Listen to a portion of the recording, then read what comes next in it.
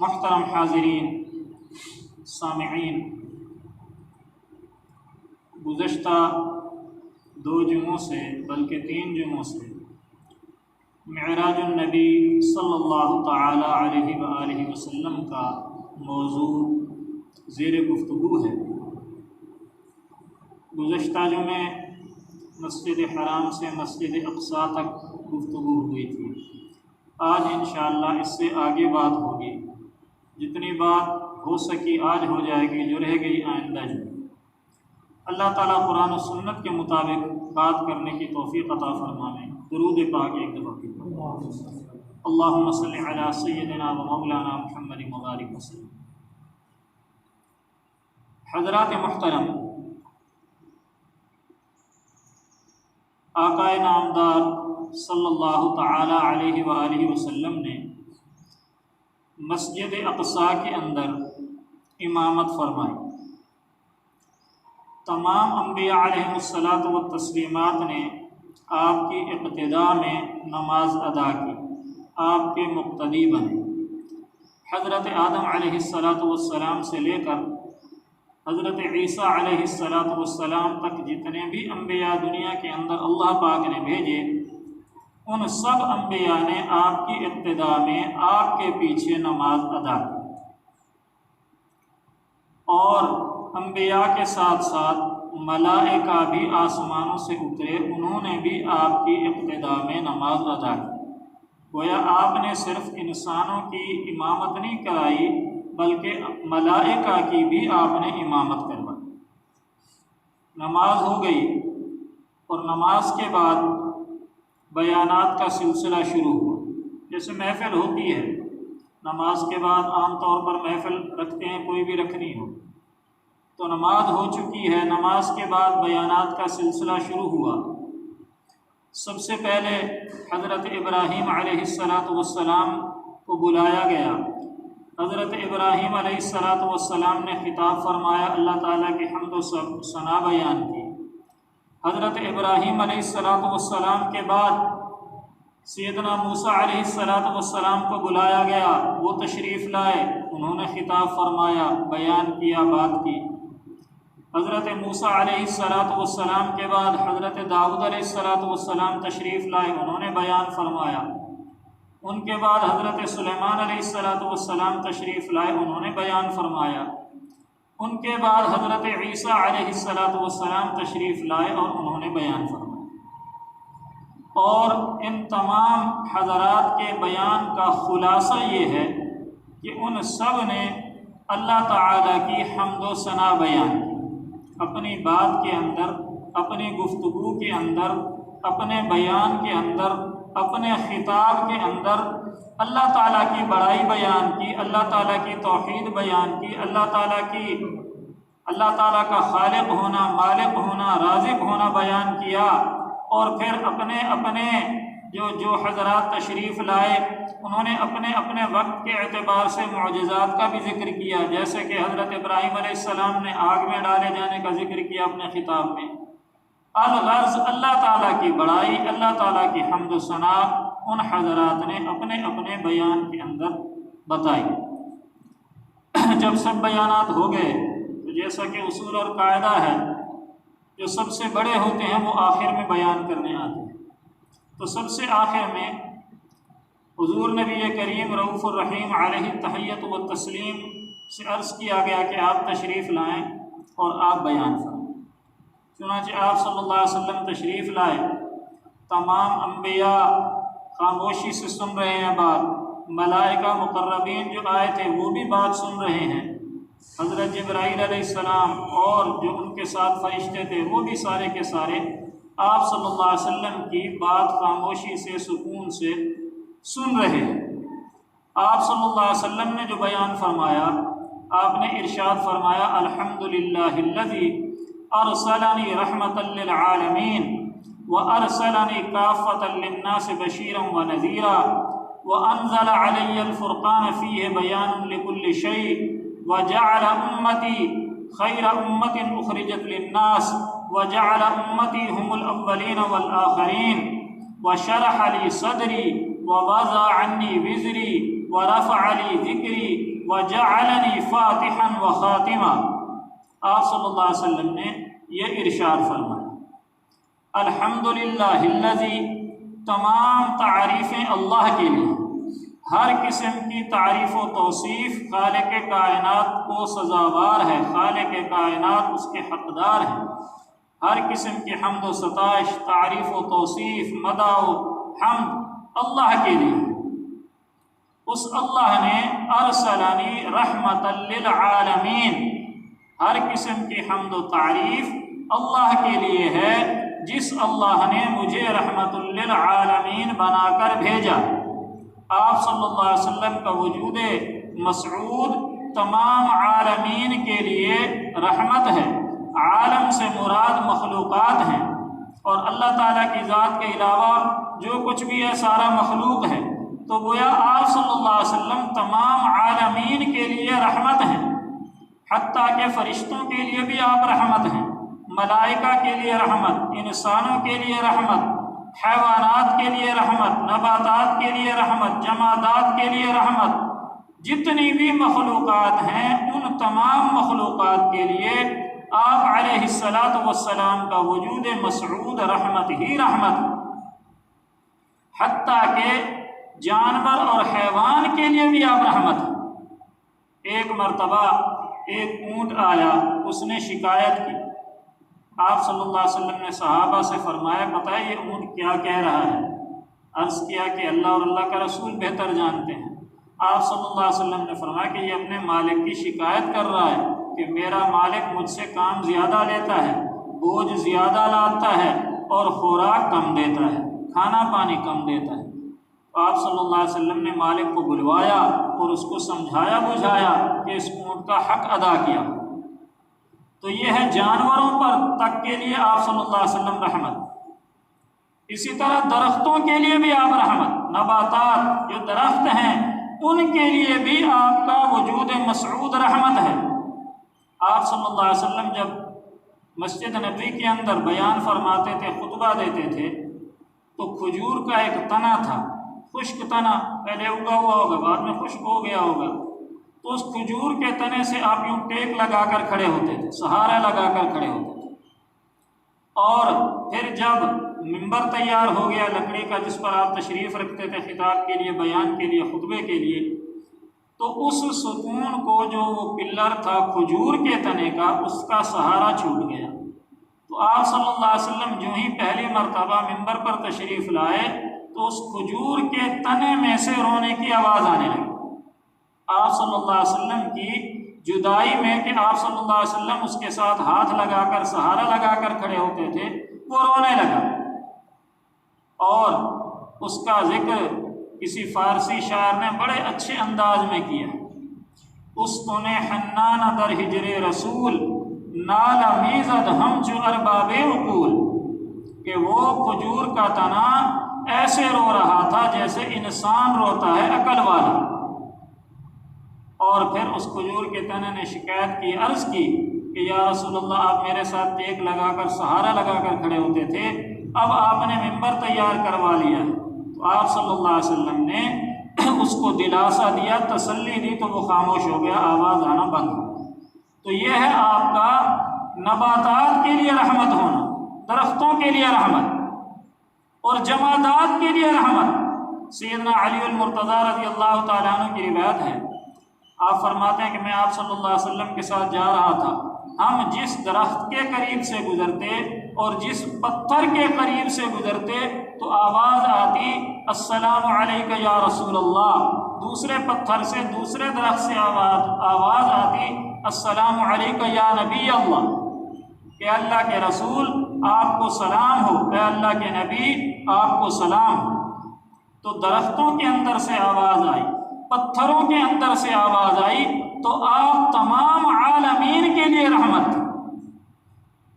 اچھا، اس سے یہ نہ سمجھ لیا جائے، بعض اوقات جو خطیب ہوتا ہے وہ حاضرین کے دماغ کو دیکھتا ہے کہ حاضرین کا دماغ جو سامنے بیٹھے ہوئے وہ کیسے ہیں، بھلے بات غلط کر رہا ہو، اب اسی کو سامنے رکھ کر کہیں گے دیکھو جی پتھر تو پڑھ رہے ہیں صلاۃ و سلام، درخت تو پڑھ رہے ہیں صلاۃ و سلام، اور انسان ہو کر اللہ نے بات ایسے انداز میں کریں گے کہ اللہ جس کو توفیق نہ دے بھائی، حالانکہ ایسی بات نہیں۔ اگر ایسی بات ہوتی تو آپ صلی اللہ علیہ وسلم کے جو مؤذن تھے، جن کا نام حضرت بلال ہے، جنہوں نے ساری زندگی اذانیں دی، آپ صلی اللہ علیہ وسلم کے وصال کے بعد جدائی برداشت نہیں ہو سکے تو علاقہ چھوڑ کر چلے گئے۔ تو حضرت بلال رضی اللہ تعالیٰ عنہ کو جو اذان رسول اللہ صلی اللہ علیہ وسلم نے سکھائی تھی، سوال یہ ہے کہ وہ اذان صحیح تھی یا غلط تھی، ناقص تھی یا مکمل تھی؟ جواب ظاہر ہے کہ وہ اذان مکمل تھی، درست تھی، صحیح تھی، اس میں کوئی کمی نہیں تھی۔ تو حضرت بلال رضی اللہ تعالیٰ عنہ نے پوری زندگی میں ایک مرتبہ، صرف ایک مرتبہ، چلو ایک دفعہ ہوتا تو ثبوت اور دلیل تھی، ایک مرتبہ بھی اذان سے پہلے یہ مروجہ صلاۃ و سلام نہیں پڑھا۔ تو ہماری اذان تو اذان بلالی ہے، تو یہ نہیں ہے کہ کوئی صلاۃ و سلام کا انکاری ہے، لیکن موقع محال دیکھا جاتا ہے۔ حضرت عبداللہ بن عمر رضی اللہ تعالیٰ عنہ، ان کے سامنے کسی کو چھینک آئی اور اس نے کہا الحمدللہ والصلاۃ والسلام علی رسول اللہ، چھینکنے پر الحمدللہ کہنا حدیث میں وارد ہوا ہے، تو اس نے الحمدللہ کے ساتھ الصلاۃ والسلام علی رسول اللہ کہہ دیا، حالانکہ کوئی غلط بات تو نہیں ہے۔ حضرت عبداللہ بن عمر نے ڈانٹ دیا، کہنے لگے کہ ہم صلاۃ و سلام کے منکر نہیں ہیں۔ عبداللہ بن عمر نے فرمایا، یہ ترمذی شریف کے اندر روایت ہے، حضرت عبداللہ بن عمر نے کہا کہ بھائی ہم صلاۃ و سلام کے منکر نہیں ہیں، ہم بھی پڑھتے ہیں، لیکن اس موقع پر رسول اللہ صلی اللہ علیہ وسلم نے ہمیں یوں پڑھنا نہیں سکھایا۔ رسول اللہ صلی اللہ علیہ وسلم نے فرمایا کہ جب چھینک آئے تو اتنا کہو الحمدللہ، یا یوں کہو الحمدللہ علی کل حال۔ تو ایسے ہی دلیل دیکھی جاتی ہے۔ بعض اوقات انسان سامنے بھولا آدمی ہوتا ہے، سیدھے سادہ مجمع ہوتا ہے تو وہ ہوا کرنے لگ جاتے ہیں۔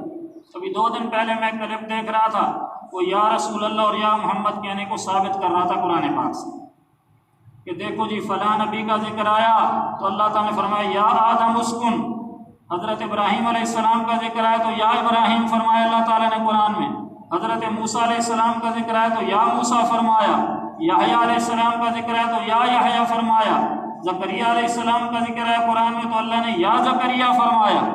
ایسے انبیاء کے نام لیتا گیا اور مجمع پر جو ہے وہ روب اور جنون طاری کرتا گیا، مجمع گرم ہوتا گیا، بڑے انداز میں خطیبانہ انداز جیسے ہوتا ہے۔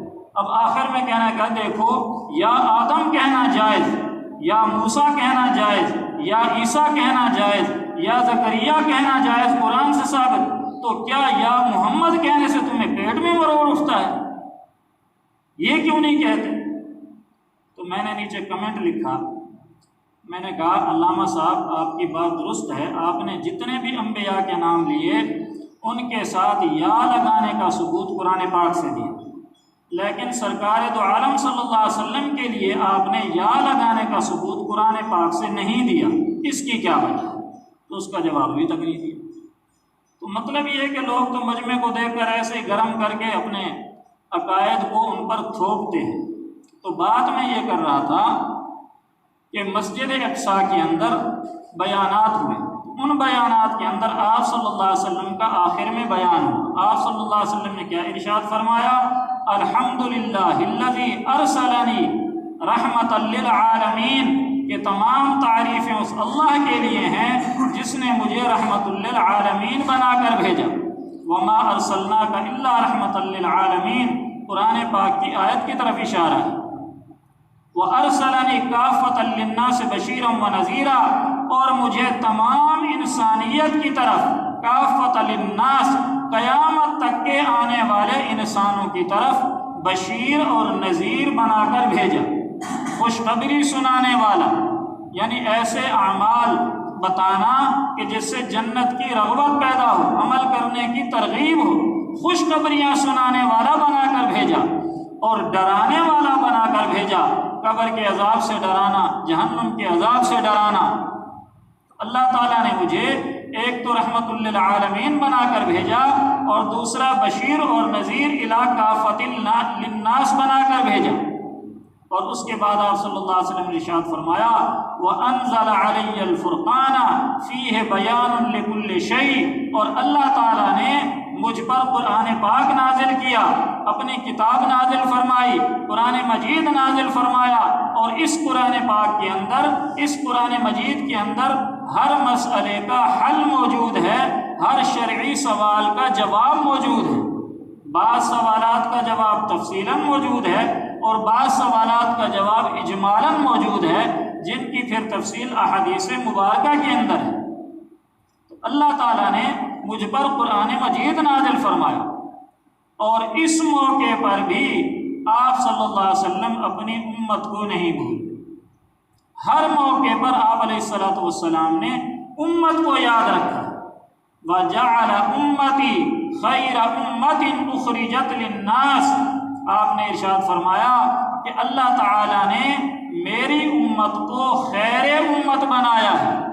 یہ بھی قرآن مجید کی آیت کی طرف اشارہ ہے، كُنتُمْ خَيْرَ أُمَّةٍ أُخْرِجَتْ لِلنَّاسِ تَأْمُرُونَ بِالْمَعْرُوفِ وَتَنْهَوْنَ عَنِ الْمُنكَرِ وَتُؤْمِنُونَ بِاللَّهِ، کہ اللہ تعالیٰ نے آپ صلی اللہ علیہ وسلم کی امت، ہماری امت کو تمام امتوں میں سے سب سے بہترین، سب سے افضل قرار دیا ہے، کہ یہ امت تمام امتوں کی سردار ہے، تمام امتوں سے افضل ہے، تمام امتوں سے بہتر ہے۔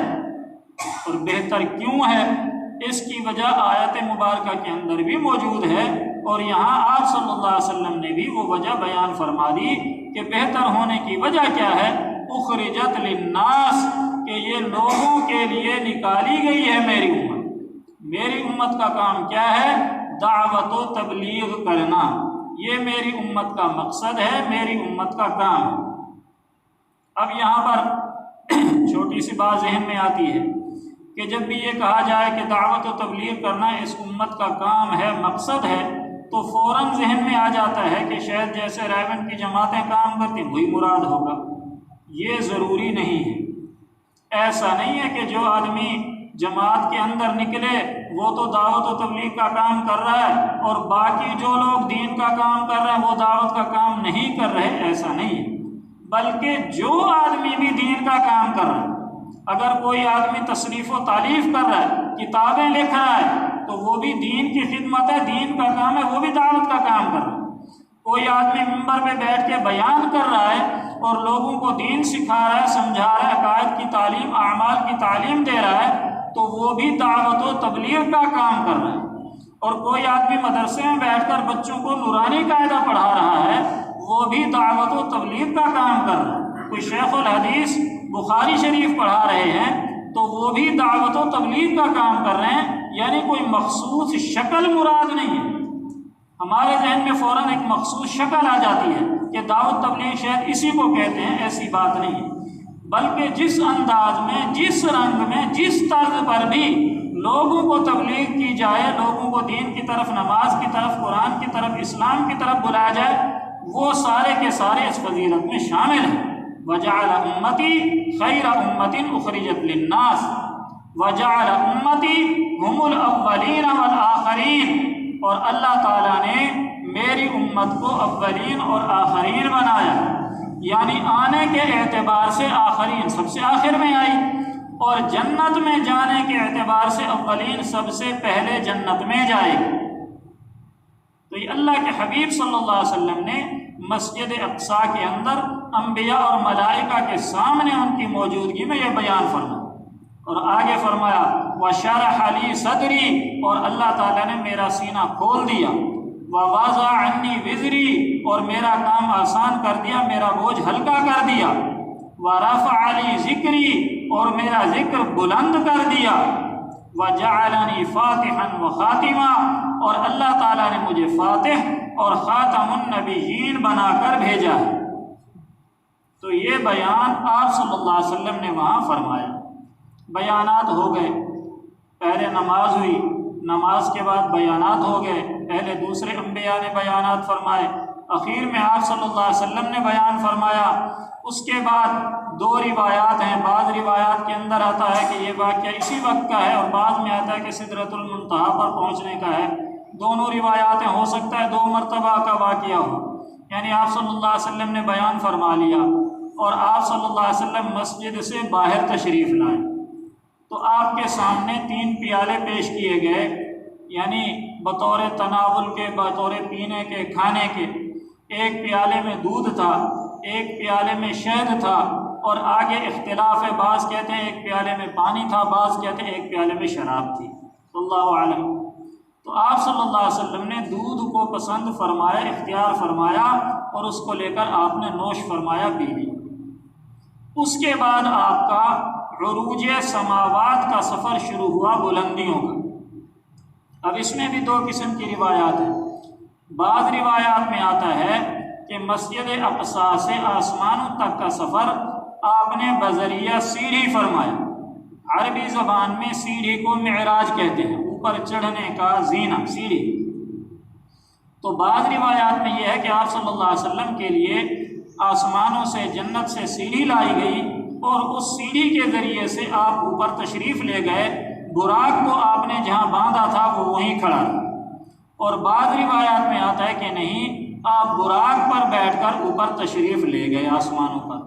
تو دونوں روایتوں کے اندر تطبیق یہ ہے، یعنی دونوں روایتیں جمع اس طرح ہو جاتی ہیں کہ آپ صلی اللہ علیہ وسلم تو براق پر ہی آپ نے تشریف رکھی، اور وہ براق بذریعہ سیڑھی اوپر آپ کو لے گیا۔ تو اس طرح دونوں قسم کی روایت جمع ہو جائے۔ الغرض آپ علیہ السلام کا عروج سماوات کا سفر شروع ہوا۔ اب انبیاء علیہ الصلاۃ والتسلیمات یہیں مسجد اقصیٰ کے اندر رہ گئے۔ آپ علیہ السلام نے براق پر تشریف رکھی، حضرت جبرائیل علیہ السلام کے آپ کے ساتھ ہیں، اور باقی ملائکہ مقربین آپ کے دائیں بائیں ہیں، اور اس شان سے آپ صلی اللہ علیہ وسلم کا آسمانوں کا سفر شروع ہوا۔ دنیاوی حدود ختم ہو گئی، پہاڑ، درخت، چرند پرند، یہ ساری دنیا کی مخلوق نیچے رہ گئی، سفر اوپر کی طرف جاری ہے، یہاں تک کہ جو فضائی حدود ہیں جہاں آکسیجن لینا ضروری ہے وہ بھی ختم ہو گئی۔ آپ کا سفر مزید اوپر جا رہا ہے، چلتے چلتے پہلا آسمان آ گیا، تمام مخلوقات نیچے رہ گئیں، پہلا آسمان آیا، دروازہ بند ہے، جبرائیل علیہ السلام نے دروازہ کھٹکھٹایا، پوچھا گیا کون؟ کہ جبرائیل۔ ساتھ کون ہے؟ آپ۔ جبرائیل علیہ السلام نے فرمایا کہ ساتھ آپ صلی اللہ علیہ وسلم ہیں۔ تو دروازہ کھولا گیا، جو فرشتے وہاں دربان تھے انہوں نے دروازہ کھولا اور مرحبا مرحبا کہا، یعنی استقبال کیا آپ صلی اللہ علیہ وسلم۔ تو پہلے آسمان پر آپ نے دیکھا کہ ایک بڑے میاں بیٹھے ہیں، بتلایا گیا کہ یہ حضرت آدم علیہ السلام ہیں، جو آپ کے والد ہیں، آپ کے جد امجد ہیں۔ تو حضرت آدم علیہ السلام سے ملاقات ہوئی، آپ صلی اللہ علیہ وسلم نے سلام کیا، انہوں نے سلام کا جواب دیا اور مرحبا کہا اور گفتگو ہوئی، اور اس کے بعد آپ صلی اللہ علیہ وسلم کی نبوت کا حضرت آدم علیہ السلام نے بھی اقرار کیا۔ اور اس کے بعد آپ سے گفتگو ہونے کے بعد مزید سفر اوپر شروع ہوا۔ پہلا آسمان، دنیا نیچے رہ گئی، پہلا آسمان بھی نیچے رہ گیا، سفر ابھی جاری ہے، یہاں تک کہ دوسرا آسمان آیا۔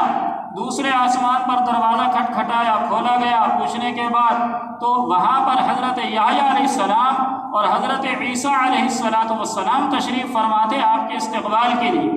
تو انہوں نے آپ کا استقبال کیا، ان سے تعارف ہوا، ان سے گفتگو ہوئی، ان سے سلام و دعا ہوئی، اور پھر مزید اوپر کا سفر شروع ہوا۔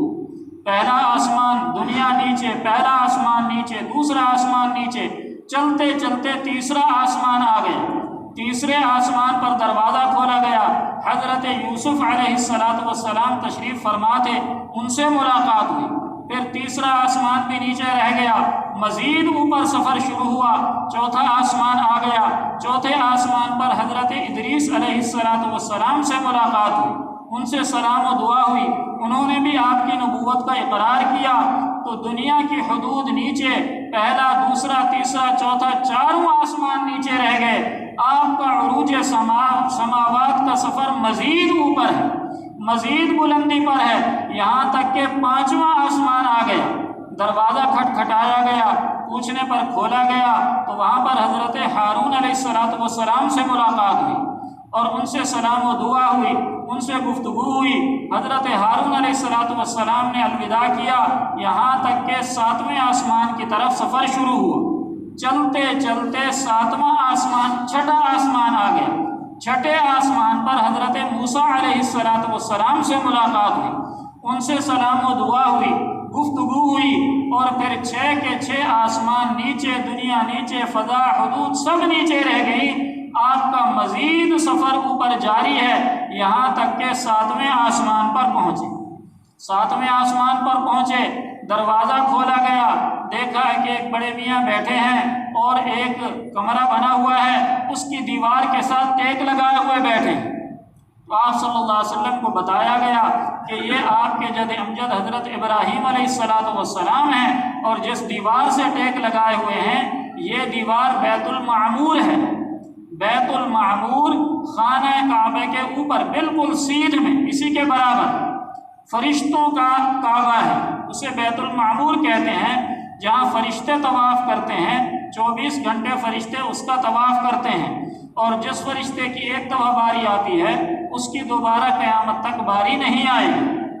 تو وہاں پر آپ صلی اللہ علیہ وسلم حضرت ابراہیم علیہ السلام سے ملے، ان سے ملاقات ہوئی، اور بیت المعمور کے اندر بعض روایت میں آتا ہے آپ نے 2 نفل ادا فرمائے، اور بعد میں آتا ہے کہ نہیں فرمائے۔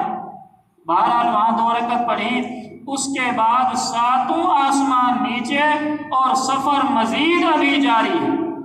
چلتے چلتے سدرۃ المنتہا آ گیا، جس کا قرآن پاک کے اندر بھی ذکر ہے، عند سدرۃ المنتہا عندہا جنت المأوا۔ سدرۃ المنتہا کیا ہے؟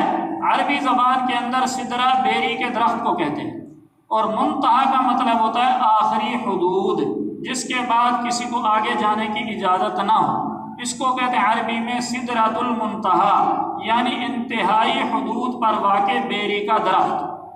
اب بیری کا درخت کہنے سے ہمارے ذہن میں تو ہماری بیریاں آ جاتی ہیں جو ہمارے علاقوں کے اندر ہوتی ہیں، لیکن اس بیری کے درخت کو سمجھنا ہماری عقل سے ماورا ہے، ہم اس کو نہیں سمجھ سکتے کہ وہ درخت کیسا ہے، اس کا تنا کیسا ہے، اس کے پتے کیسے ہیں، اور اس کا پھل کیسا ہے۔ احادیث کے اندر جو آ گیا ہے اس پر ہمارا ایمان اور یقین ہے بس۔ تو سدرۃ المنتہا آ گیا، اور سدرۃ المنتہا کے قریب ہی صریف الاقلام کا ایک مقام ہے۔ یوں سمجھ لیں ہماری زبان میں سمجھنے کے لیے، ویسے سمجھنا تو ممکن نہیں ہے ہمارے لیے، بہرحال صریف الاقلام یوں سمجھ لیں کہ اس پوری کائنات کو چلانے کے لیے جو فرشتے متعین ہیں ان کا صدر دفتر ہے۔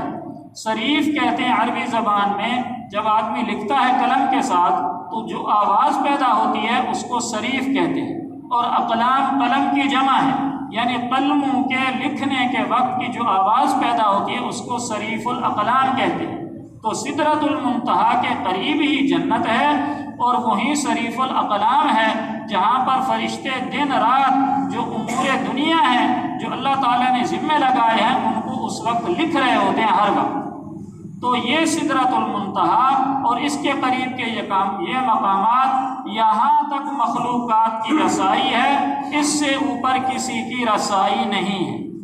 یعنی اس سے اوپر جانے کے لیے حضرت جبرائیل علیہ السلام کو بھی اجازت نہیں۔ اللہ تعالیٰ کے ہاں سے لوح محفوظ سے جو احکامات آتے ہیں وہ بغیر کسی واسطے کے، فرشتہ بیچ میں واسطہ نہیں ہوتا، وہ احکامات ڈائریکٹ یہاں سدرۃ المنتہا تک آتے ہیں، پھر آگے فرشتے لے کر دنیا کی طرف روانہ ہوتے ہیں، تقسیم ہوتے ہیں۔ تو سدرۃ المنتہا کے بعد کسی کو آگے جانے کی اجازت نہیں ہے، جہاں پر آپ صلی اللہ علیہ وسلم خصوصی طور پر تشریف لے گئے، حضرت جبرائیل علیہ السلام بھی نیچے رہ گئے، باقی فرشتے بھی یہیں رکے۔ اس سے آگے انشاءاللہ آئندہ جمعے اللہ تعالی عمل کرنے کی توفیق دے۔